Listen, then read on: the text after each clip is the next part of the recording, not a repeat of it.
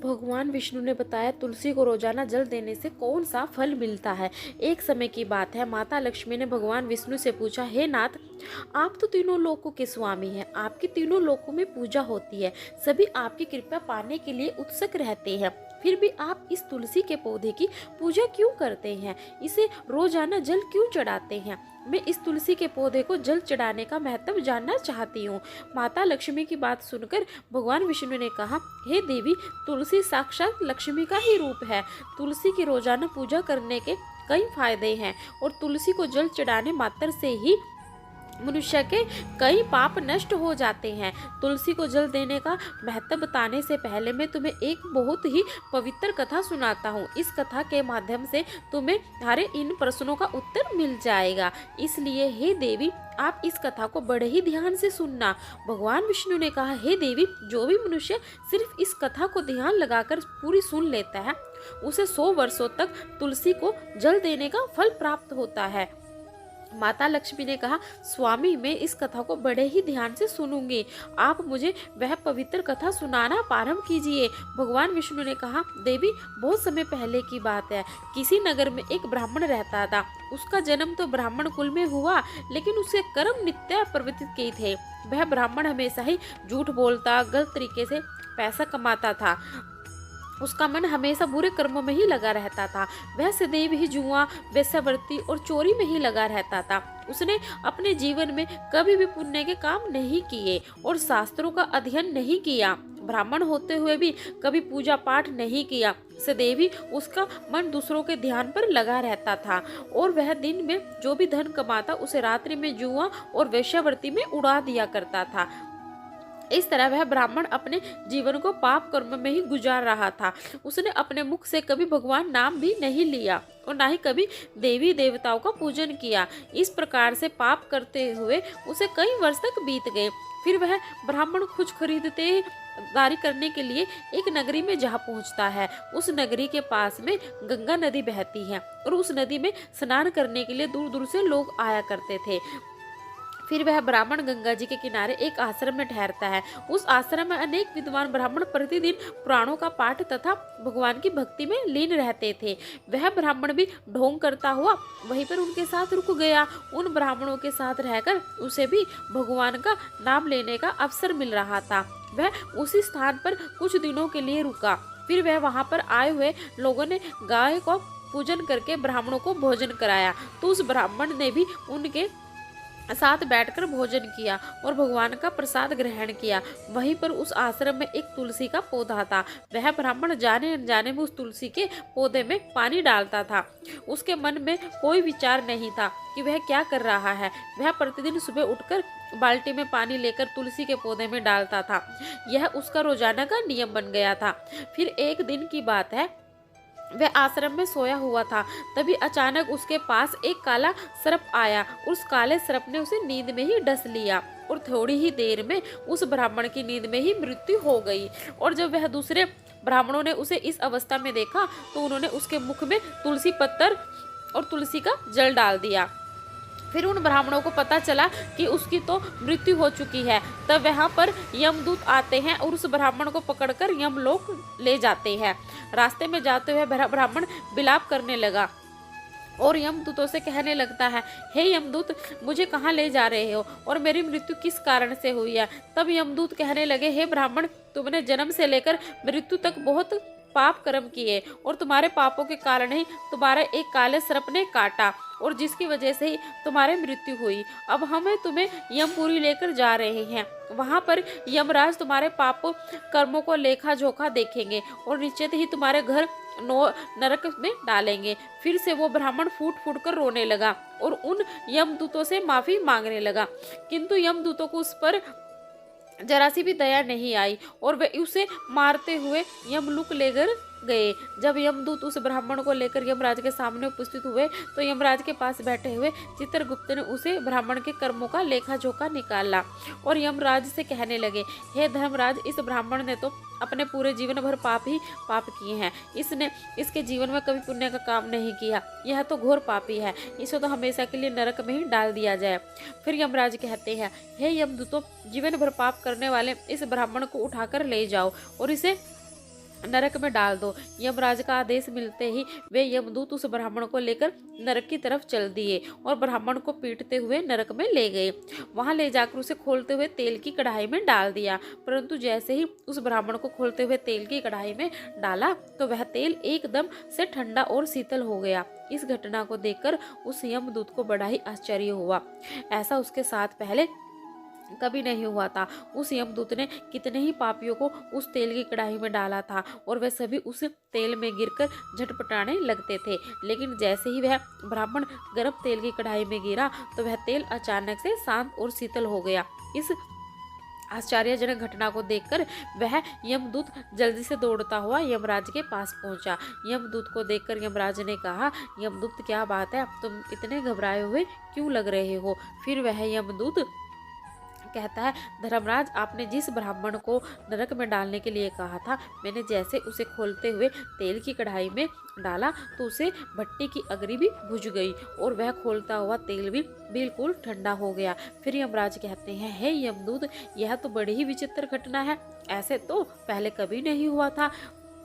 यमराज विचार कर ही रहे थे कि तभी वहां पर नारद मुनि प्रकट होते हैं।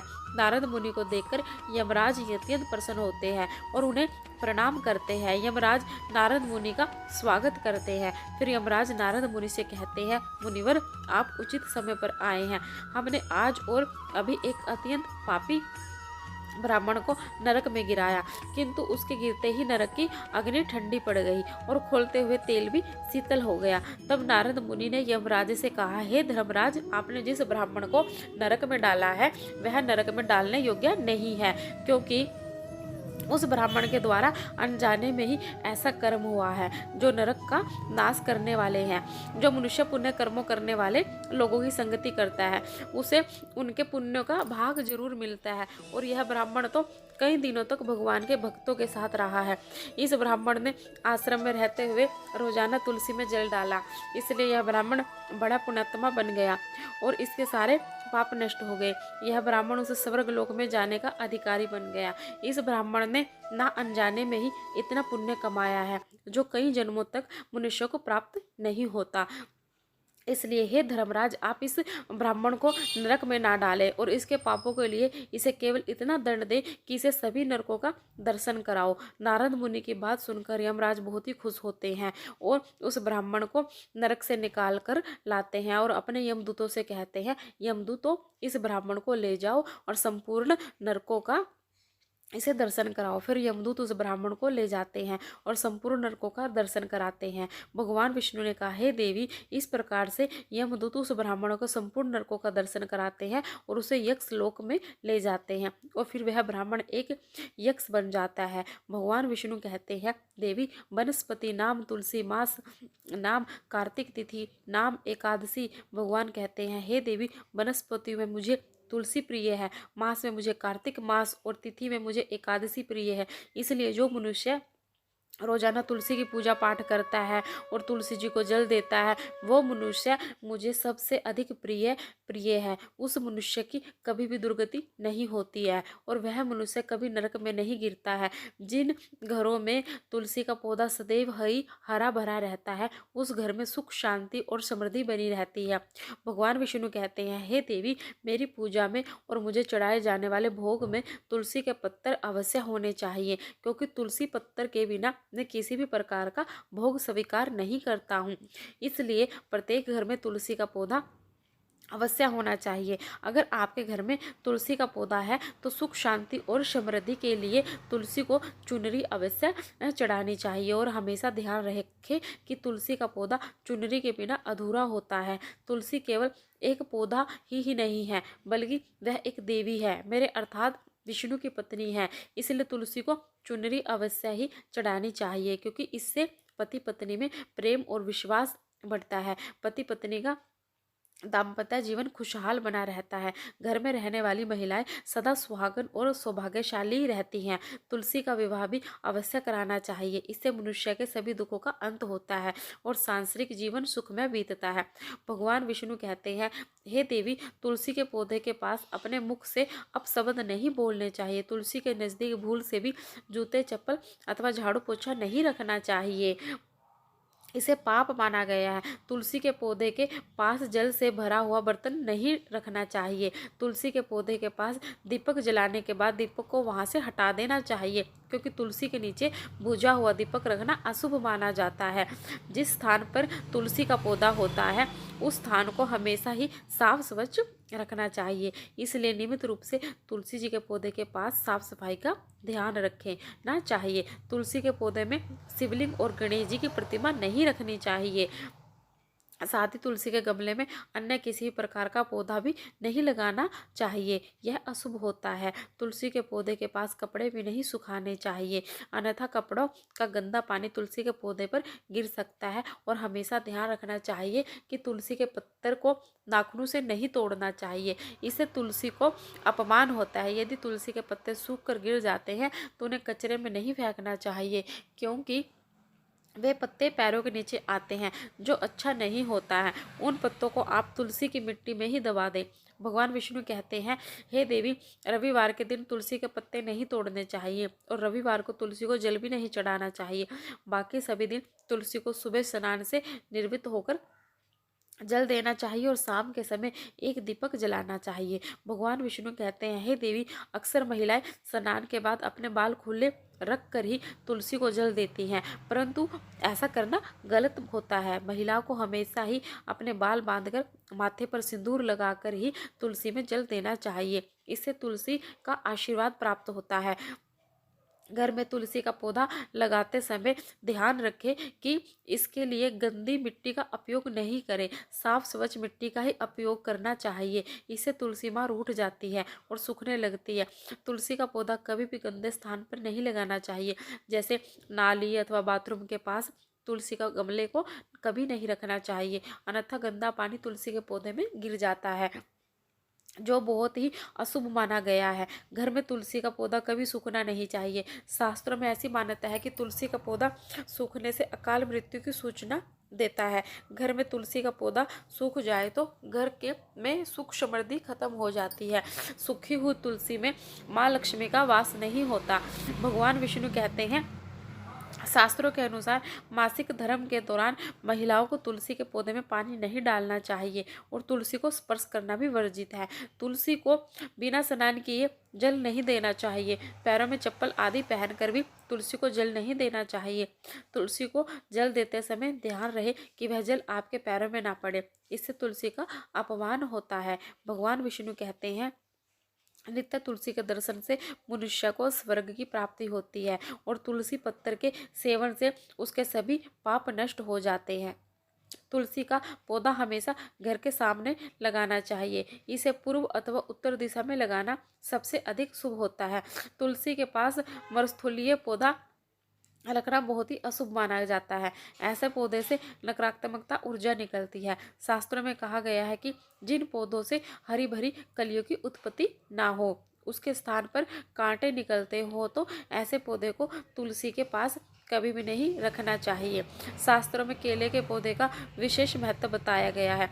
अगर तुलसी के पास केले का पौधा लगा देते हैं तो कई गुना अधिक लाभ प्राप्त होता है। भगवान विष्णु कहते हैं, केले के पौधे में देवी समय मेरा वास होता है, इसलिए तुलसी के पास लगाने से घर में सुख समृद्धि आती है। तुलसी के पौधे में शालिग्राम भी अवश्य रखना चाहिए।